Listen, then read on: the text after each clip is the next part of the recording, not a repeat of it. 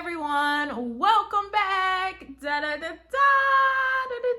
Welcome back to my channel. My name is Evangelist Shalisa Salters, and today, dance instructor, choreographer, and today we are going to be talking about two things: levels of dancing and texture. Let's get into it. Roll the intro.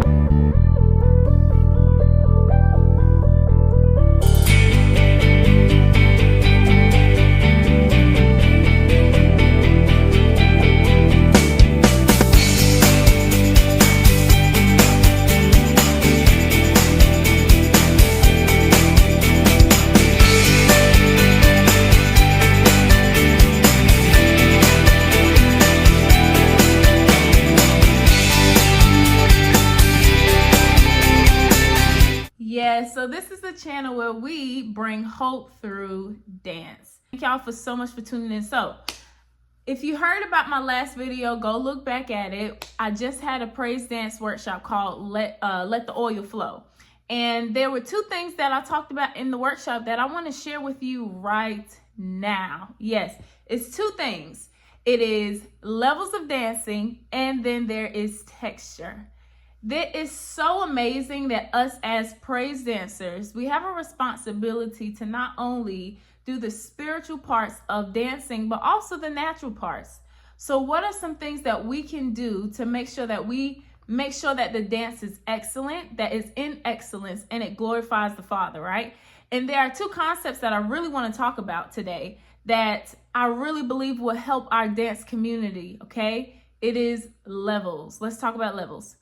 So there are three levels, okay? There is a high, there is a medium, and there is a low. High. So in this high up here, you have, that's where a lot of leaps happen. That's where you see people are up and they're leaping.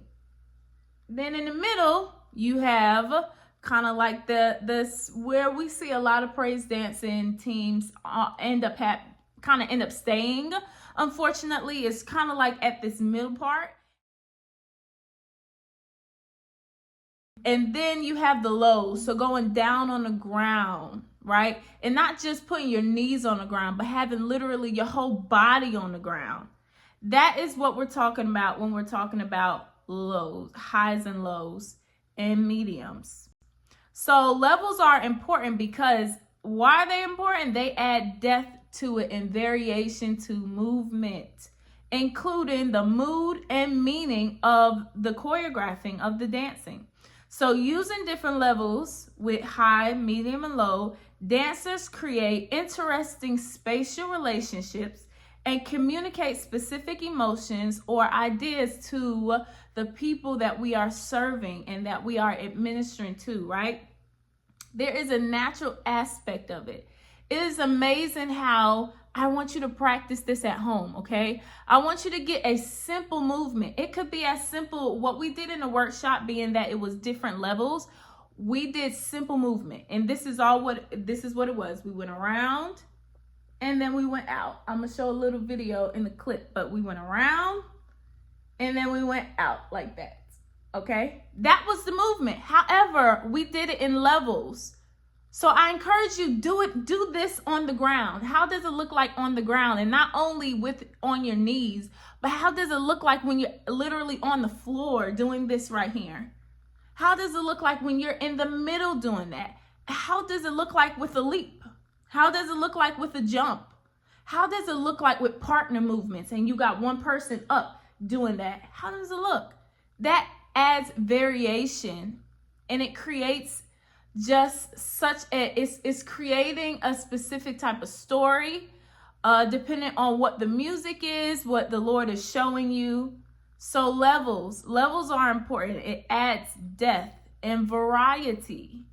All right, making sure with the highs and the lows, it's engaging, it's dynamic, it communicates emotions.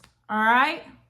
So lower level movements, grounded, heaviness, higher level movements could suggest elevation, lightness, freedom. So think about those things. It creates meaningful choreographing, right? So when you see levels within dance, you know that it has a purpose to it, right? So don't just do low just because you want to do low. Don't just do high because you want to do high. Actually have some type of meaning behind the levels that you are using within your choreographing piece and your choreographing dance.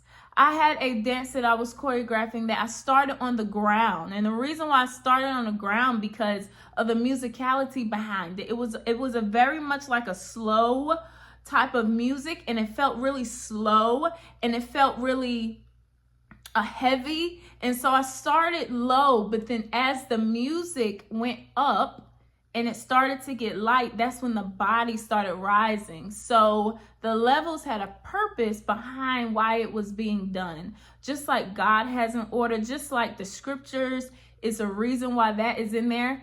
The reason why we do levels, it's a reason for it. So you have to make sure that you are intentional about whatever it is that you choose to do within your piece. It is improved technique, and this says performance, but I just want to say it improves ministering and it improves technique. It makes you aware and it keeps you in control. It helps you to be able to be in control of it. It leads to more refined technique and powerful performances. I encourage you, use different levels, not only different levels, but different directions. So not everyone have to be facing forward. Someone can be facing to the side. Someone can be facing in the back. Someone could be facing diagonal, and then include the levels in it. It's amazing how transformative your choreographing would be when you add these certain parts. All right. Now, next, let's talk about texture. All right. Texture. We're not just talking about, clothing, but we're talking about texture within the dance. So what is texture? Texture refers to a way a movement feels or looks.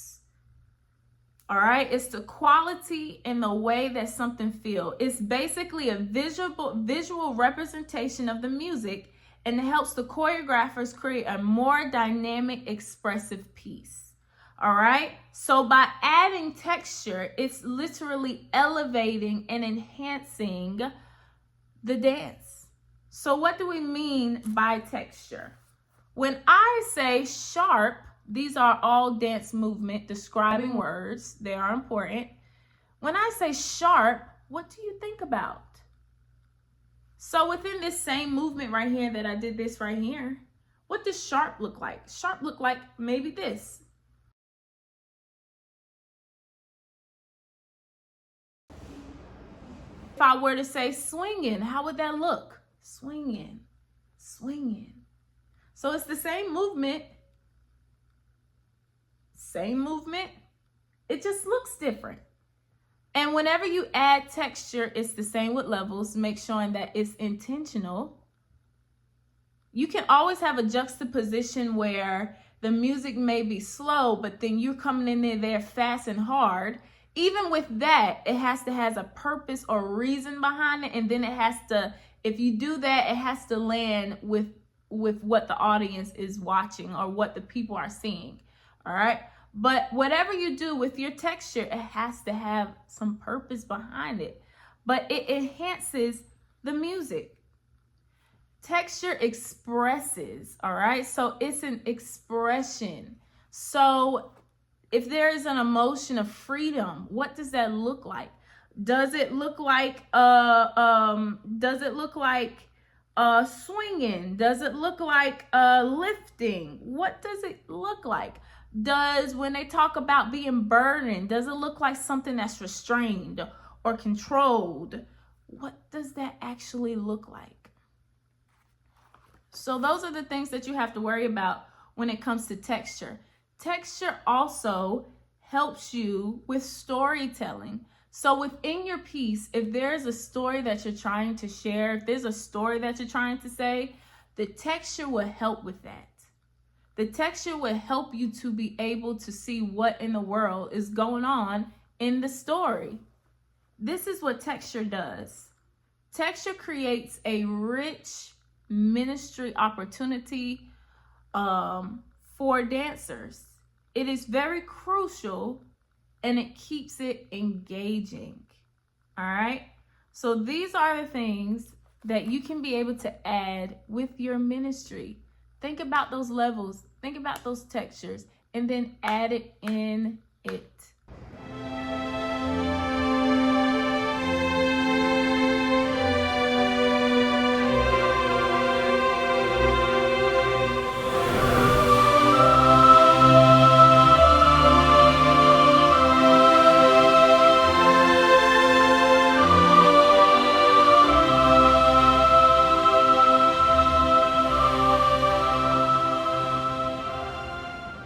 All right, but this is what I want to share with you. I pray that you are blessed by it. And comment down below if you've tried this before and it worked. Make sure that you hit that thumbs up button, that you subscribe, that you like, and make sure that you share with others. It is really important that us as a liturgical and praise dance community, that we are able to incorporate all of these aspects into our dancing so that we can make sure that it's excellent unto the Lord. As always, we are bringing hope through dance. I pray that you be blessed by this, and I pray that you have good evening.